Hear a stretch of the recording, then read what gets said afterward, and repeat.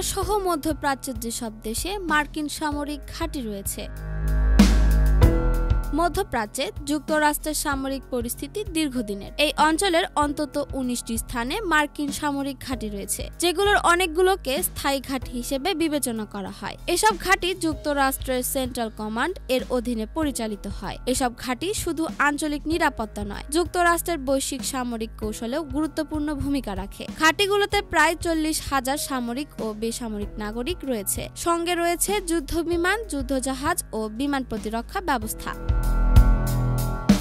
Iran যুক্তরাষ্ট্র উত্তেজনায় ঘাঁটিগুলোর ঝুঁকি।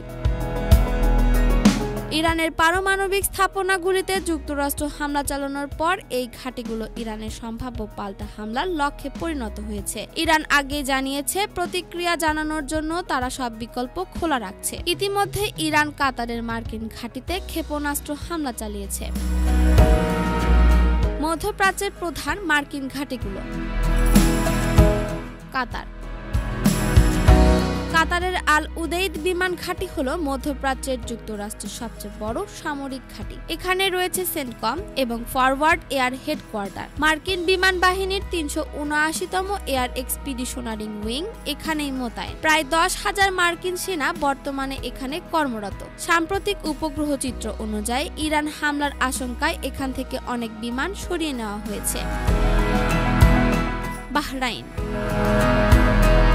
বাহরাইন হল মার্কিন নৌবাহিনীর ৫ম নৌবহরের সদর দপ্তর। এটি পারস্য উপসাগর, লোহিত সাগর ও আরব সাগর জুড়ে মার্কিন নৌ কার্যক্রম পরিচালনা করে। এখানে প্রায় ৯,০০০ মার্কিন সেনা মোতায়েন আছে। এই ঘাঁটিতে সুপার ক্যারিয়ার, মাইন বিধ্বংসী জাহাজ, লজিস্টিক সাপোর্ট ভেসেল ও কোস্ট গার্ডের জলযান মোতায়েন রয়েছে।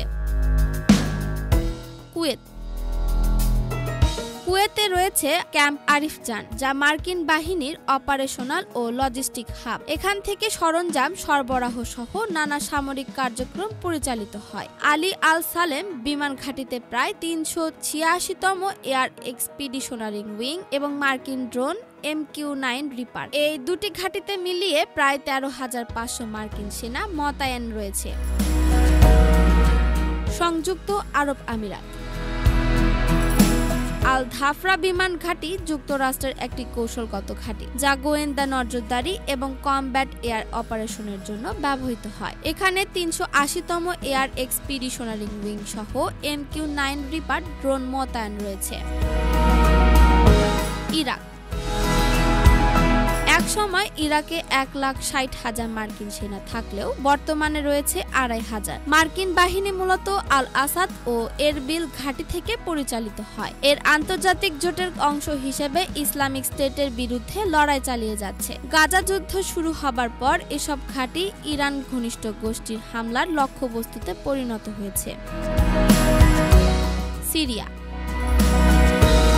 সিরিয়া মার্কিন সামরিক পরিস্থিতি ইসলামিক স্টেটের বিরুদ্ধে লড়াইয়ের অংশ। প্রায় ২,০০০ সেনা বর্তমানে বিভিন্ন ছোট ঘাঁটিতে মোতায়েন রয়েছে। ২০২৪ সালের মধ্যে এই সংখ্যা কমিয়ে আনার পরিকল্পনা নেয় যুক্তরাষ্ট্র। সিরিয়ার নতুন রাজনৈতিক বাস্তবতায় ট্রাম্প প্রশাসন নিষেধাজ্ঞা তুলে নেয় এবং নতুন নেতৃত্বের অংশে আলোচনা শুরু হয়। অন্যান্য উল্লেখযোগ্য ঘাঁটি: সৌদি আরব, মিশর, ইসরায়েল, জর্ডান এবং তুরস্ক। জিবুতিতেও যুক্তরাষ্ট্রের সামরিক ঘাঁটি বা লজিস্টিক সুবিধা রয়েছে। এসব ঘাঁটি মার্কিন অভিযানের ক্ষেত্রে সহায়ক ভূমিকা রাখে। আরশিয়া আলম, RCTV।